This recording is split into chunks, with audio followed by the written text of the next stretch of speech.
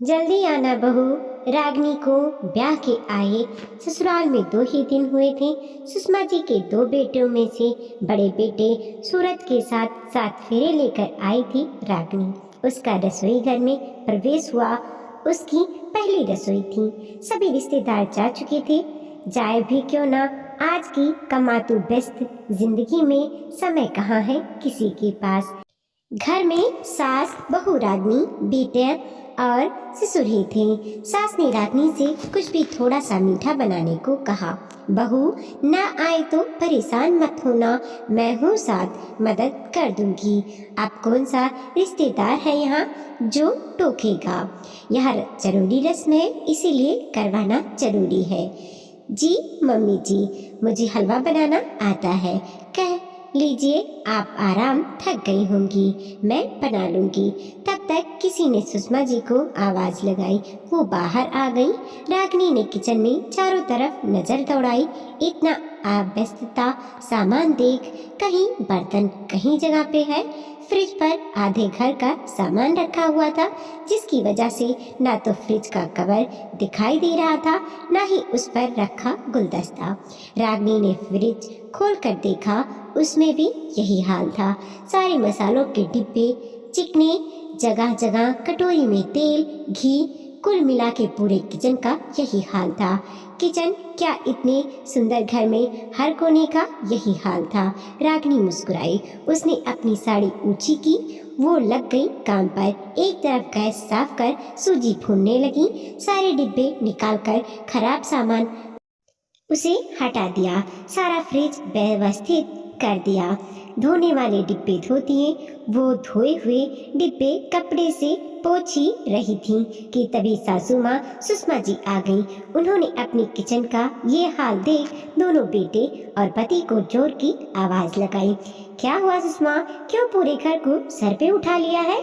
तुम्हें पता होना चाहिए कि तुम्हारी इस आवाज की आदत हम सबको तो है, पर बहू तो नहीं है। अभी ससुर विनोद जी बोले। रागिनी सास की आवाज से सहम गई कि मानो क्या गलती कर दी है जो माँ जी इतनी जोर से चिल्ला रही है। ए जी, क्या करती फिर? अपनी रसोई का ये हाल देखकर खुद को रोक ना पाई। देखिए जी, जिस फ्रिज को लेकर आप 10 बातें सुनाते थे, मुझे वो कैसे चमक रही है। इसका बोझ भी कम हो गया है अब। हाँ मम्मा, अब तो देखो ये फ्लावर पॉट भी कैसे मुस्कुरा रहा है, बेचारा दब गया था। वाओ भाभी, अब तो फ्रिज को खोलने पर भी सारा सामान गिरेगा नहीं। मान गए भाभी आपको। पूरे किचन कैसे सिस्टमेटिक कर दिया है आपने, देवर बोला। बहू इतना काम मत कर, तू जानती नहीं अपनी सास को, कुछ दिन में फिर वही हाल हो जाएगा। बेचारी सुषमा जी का चेहरा पति देव की इस बात से मुरझा गया। पापा जी, मम्मी जी भी बेचारी अकेली सब काम करती आई है। अब तक कोई लड़की भी नहीं है घर में जो मम्मी जी का हाथ बटा पाए। वो बेचारी अकेले क्या क्या देखें। आप सबको समय से जॉब पर भेजना, बाकी घर के काम करना। मम्मी जी आप ग्रेट हो। अब मैं आ गई हूँ ना आपका सहारा बनने। ये मसाले दानी में मैंने मसाले रख दिए हैं, अब सारे डिब्बे चिकने नहीं होंगे। हलवा भी तैयार है, सब लोग बैठे, लाती हूँ। रागिनी का ससुराल आधुनिक विचारों वाला था, जहाँ वो अपने ससुर से भी खुलकर बात कर सकती थी। सुषमा जी ने रागिनी को गले से लगा लिया। अभी तू नई नवेली है बहू, जीवन का आनंद ले। ये सब तो चलता रहेगा बेटा, काम मत कर इतना, सुषमा जी ने प्यार से बोली। मम्मी जी, घर के काम में भी कोई बोझ होता है क्या? मुझे तो अपने घर को सजाना बहुत अच्छा लगता है। ससुर जी ने भी रागिनी के सर पर हाथ रख दिया। खुश रह बेटा, बहुड़ी समझदार है हमारी बहू सुषमा। पति देव सूरज भी अपनी पत्नी की समझदारी पर खुद की किस्मत पर नाच कर रहे थे। रागिनी ने 2-3 दिनों में ससुराल की पूरी काया ही बदल दी। पूरा घर व्यवस्थित हो गया था। 3 दिन बाद रागिनी को पगफेरे के लिए मायके जाना था। सुषमा जी रागिनी को गले लगाकर फूट फूट कर रोने लगी। बहू 4 दिन में तूने पूरे घर को इस कदर अपना लिया, कोई कोई तो जीवन भर भी नहीं अपना पाती, सब किस्मत का खेल है। कहा मेरे सूरज की शादी दीनानाथ जी की लड़की से हो रही थी, पर वो सूरज से उम्र में बड़ी निकली तो वो राजेश के घर की बहू बन गई। सुना है कि अगले दिन ही उसने सबको दहेज में मामले में फंसा दिया और घर छोड़कर चली गई। क्या इज्जत रह गई राजेश जी की। हमारे घर तो तुझे आना था बेटा, जल्दी आना बहू, तेरी आदत जो हो गई है सबको 4 दिनों में ही। हाँ मम्मी जी, आप कोई इधर उधर का काम मत करना, आपकी सांस फूल जाती है, मैं आकर देख लूंगी सब। रागिनी भी सुषमा जी से बच्चों की तरह चिपक कर रोने लगी। अब रहने दो भाभी, नहीं तो भैया भी रो पड़ेंगे, देखो कैसे देवदास से खड़े हैं। रागिनी ने सूरज की तरफ निगाह डाली, सच में सूरज की आंखों में भी आंसू थे। रागिनी ने सूरज के आंसू पोंछे, आप भी बिल्कुल बच्चे हैं, जल्दी आ जाऊंगी। चले भाभी। रागिनी मायके आ गई। रागिनी के ब्याह को 15 साल होने को आए। सुषमा जी और ससुर विनोद जी अब पहले से ही ज्यादा जवान दिखने लगे थे।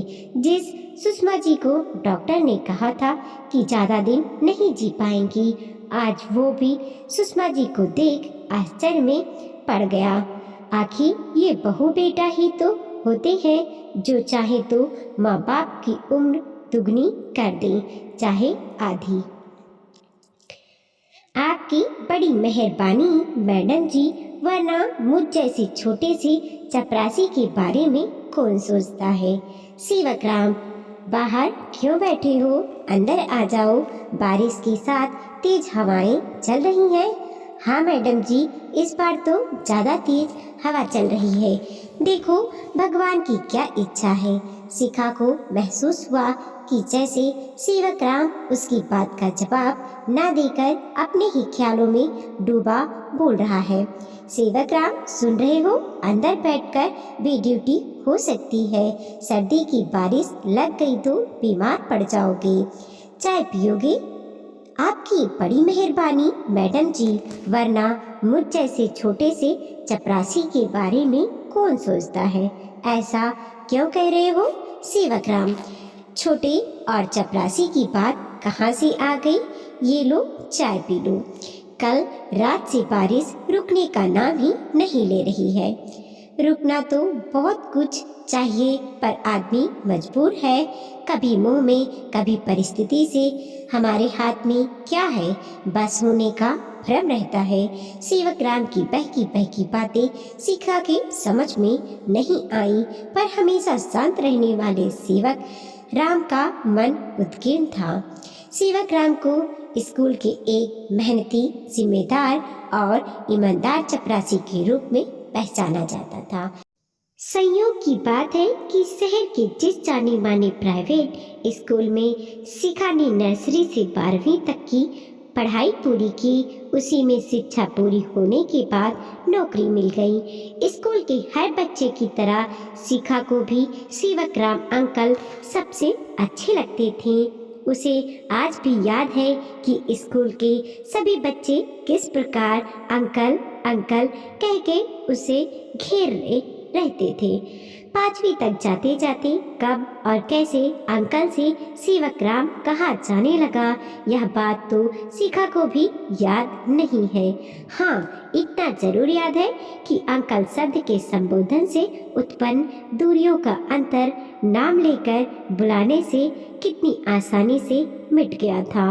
जब तक शिखा और उसके सहपाठी सेवक राम को घर की, मम्मी की, पापा की, आस पड़ोस की, आपसी लड़ाई झगड़ों की और अध्यापकों की एक एक बात ना बता देते, उनका खाना हजम नहीं होता था।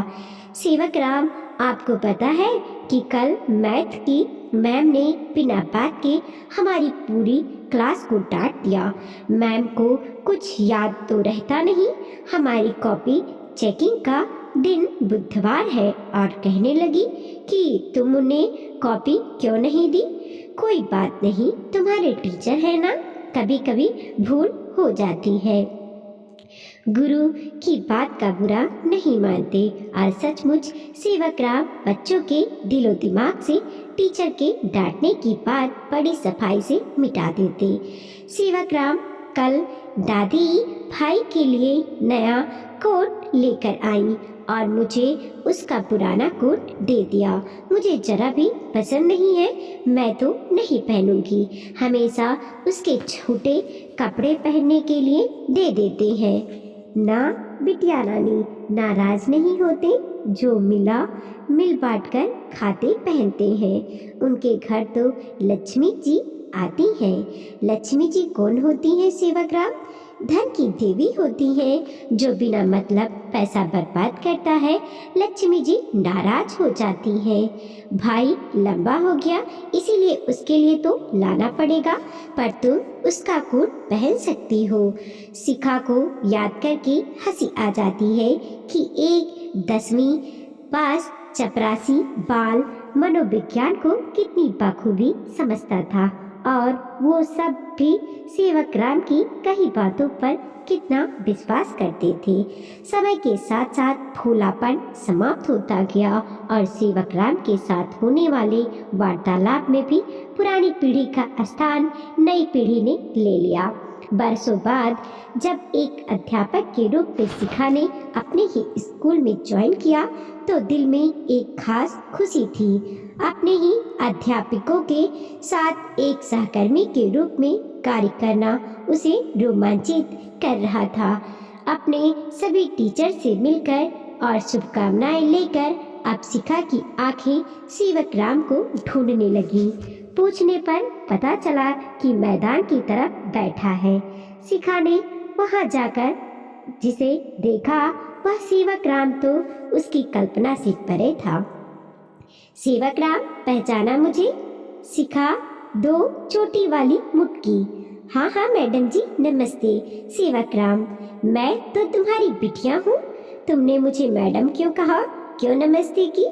अब तो आप यहाँ मैडम है और यह मेरी ड्यूटी है। शिखा कोशिश करके भी सेवकराम के दिए तर्कों से जीत ना सकी।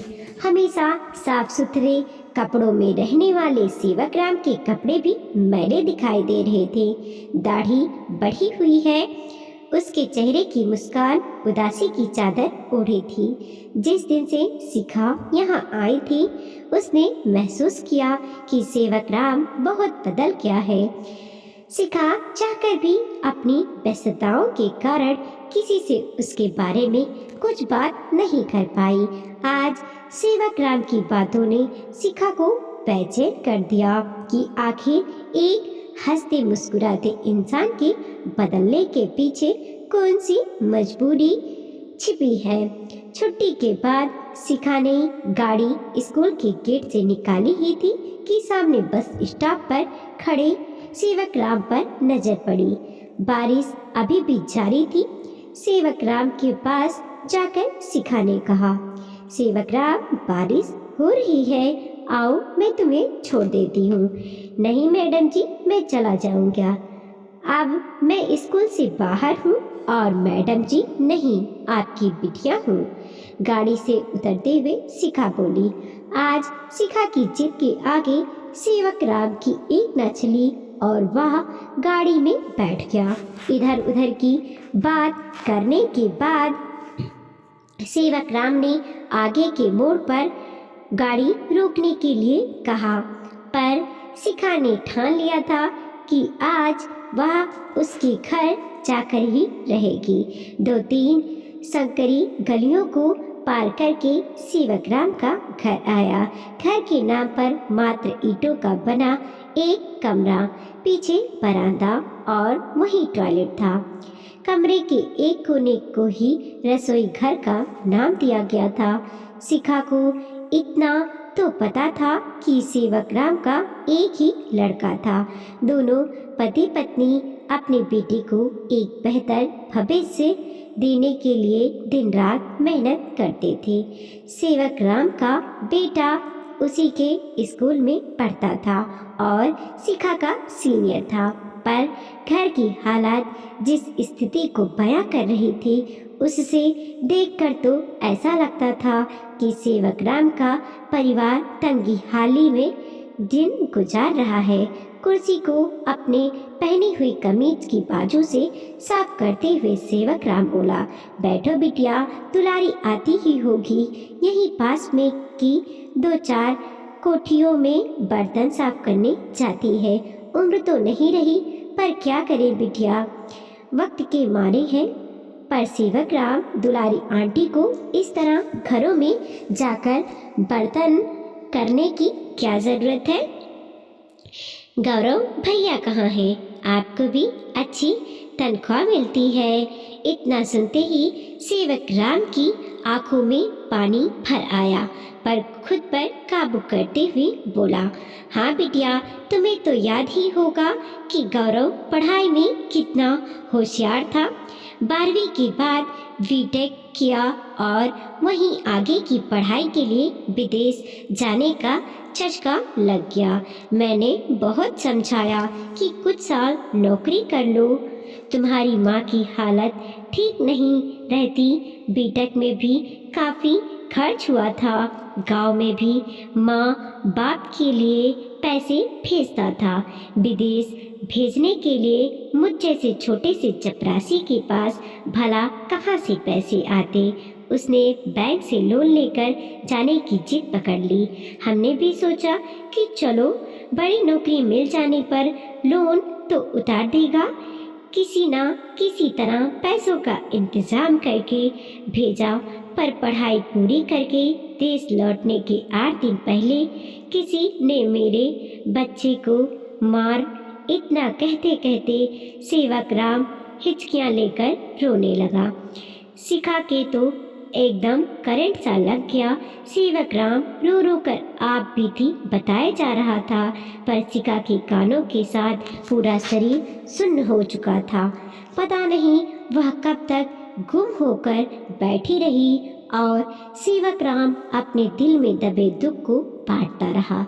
अगले दिन शिखा ने स्कूल के स्टाफ को सारी बातें बताई तो सभी हैरान रह गए कि सेवक राम के बेटे के साथ हुए हादसे की तो जानकारी थी, पर बेटे की शिक्षा के लिए लिया हुआ बड़ा लोन चुकाने के लिए दोनों पति पत्नी किस प्रकार अपनी जरूरतों की भी अनदेखी कर रहे हैं, इस बात का जिक्र सेवक राम ने कभी किसी के सामने नहीं किया था।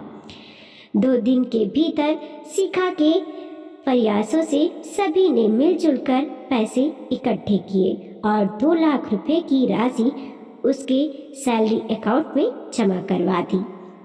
साथ ही अध्यापिकाओं ने शिखा को लोन की पूरी जानकारी पाने की जिम्मेदारी सौंपी ताकि जरूरत के अनुसार उसे सहायता दी जा सके।